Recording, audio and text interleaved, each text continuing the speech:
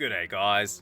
I've always had a soft spot for the old Atari Lynx. Growing up, my older brother used to have one, and he used to play a load of Dirty Harry on it, and it is a bit of a shame that it did pretty much fail commercially. Less than 100 games were released for it, and even these days, the games themselves are pretty cheap to buy on eBay. It also absolutely chews through batteries, and even though you can get some pretty decent rechargeables these days, it is still way too big to take out and about. So today I thought we would try and get the actual real Lynx Carts working on my R36H. To do that, we'll be using the Ben Ven JoeyLynx. I have done a pretty similar video in the past, playing original Game Boy, Game Boy Color, and Game Boy Advance carts on my R36S, using a very similar device, the Ben Ven Joey Jr. Before we pack the Lynx away, I just want to show you this cool carry case that you can store your Lynx as well as your games in. These carry cases aren't really that rare, and they are still fairly easy to find online. Mine also has the original Target receipt, which I thought was pretty cool, but unfortunately it has almost completely faded. You can see very faint writing on it. See if I can focus on it. 1997 is the date at the very bottom. Looks like they brought a Lynx game for about 50 bucks. That is pretty neat. The carts themselves are also pretty unique. If you've never seen one before, they are extremely thin. Especially when you compare it to something like a Game Boy cart. They also weigh almost nothing. That is pretty cool. We're over on our R36H now, and I have just done a fresh install of the latest version of ArcOS. And as you can see, there are no Lynx games on here. The only thing I've got is the IPTV script in ports. Once again, I've also forgotten to charge the battery, so I'll just plug in my power bank now. There we go, so it's charging. And I've also just copied over a script which should allow us to run our Lynx games directly from the cart using our JoeyLynx. I'll pop a download link for the script down in the description below, and I won't go into too much detail on how it works since I have covered that in great detail in an older video where we played our Game Boy carts on our real handheld. I'll also put a link to that video if you are interested. Before we connect everything, I will just give all of my Lynx games a good clean since they haven't been used in a while. And if you don't get a good connection with the Joey, then the games just won't load properly. I don't go into too much effort cleaning it. I find just a cheap eraser does do the job. So just get your cheap eraser and scrub over the cart pins. There we go. Make sure to brush off all of the fluff. And that game should be pretty much ready to play. Now all of our games are nice and clean. We'll just pop one into our JoeyLynx. They go in with the label facing down. So I think I will flip the Joey over just so we can see what game we're playing. And I'll just connect my USB-C to USB-C cable. One into the Joey. Nice and easy. And the other into our R36H's OTG port. There we go. So now we just want to run our script. So we'll go down to the options menu, tools, and I just called it Lynx. Let's press A.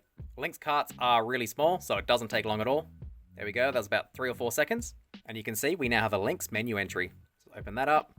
Now unfortunately, all Lynx games will just be called ROM, since there's no header information on the cart itself, unlike Game Boy, Game Boy Color, and Game Boy Advance games. Just press A to run it, and hopefully it should load Batman Returns. There it is.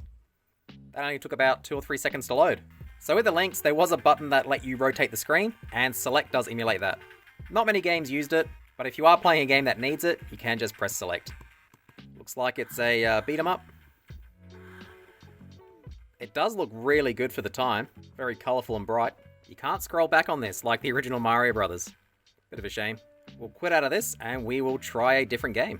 So similar to our Game Boy video, when changing the card over, you do have to unplug and reconnect the USB-C cable so the Joey refreshes. We'll try Kung Fu.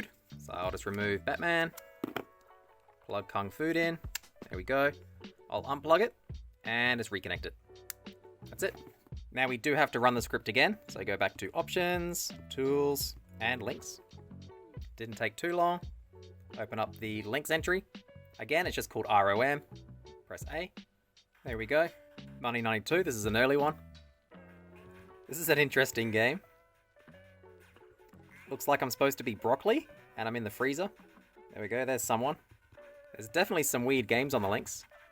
I think this is supposed to be a sausage, maybe? It does look a little bit like a brown John Wick. We'll quit out of this one and try something different. I forgot to mention it last time, but Start and Select quits out of the simulator. We'll try the classic Paperboy. I did play this one a lot growing up as well, so it'll be interesting to see if it's as good as I remember it. And let's run the script once more.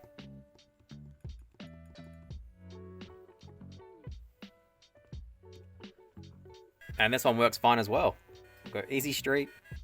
I was never any good at this game, but I always just enjoyed throwing papers around.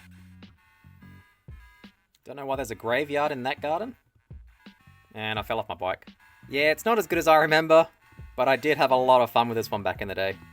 So in my Game Boy video, where I used the Joey Jr. to play games on my R36S, I did also have a script that actually dumps the cart to the SD card of the handheld. Unfortunately, it's not as straightforward for the Lynx, again, just because every game is called ROM, you will have to rename it manually, and I haven't thought of a good way to do that yet. As I mentioned, there's not many retail Lynx games, so I could potentially create an entire list of hashes and compare each card against that, and use that to change the file name. That would work, but it would take a little bit to dump all of the carts, or at least get hashes for them. If there's any interest in that, let me know down below, and I might start working on it. If you did want to try this yourself, as mentioned, I will have a download link for the script. All you have to do is download it and copy it over to the Tools folder or Ports folder on your handheld's SD card. You may also need to find the UUID of your Joey, but interestingly enough for me, my JoeyLynx has the exact same UUID as my Joey Jr. Game Boy cart dumper. So it is possible that all of these have the same UUID, in which case, you should be able to use the script straight out the box without changing anything.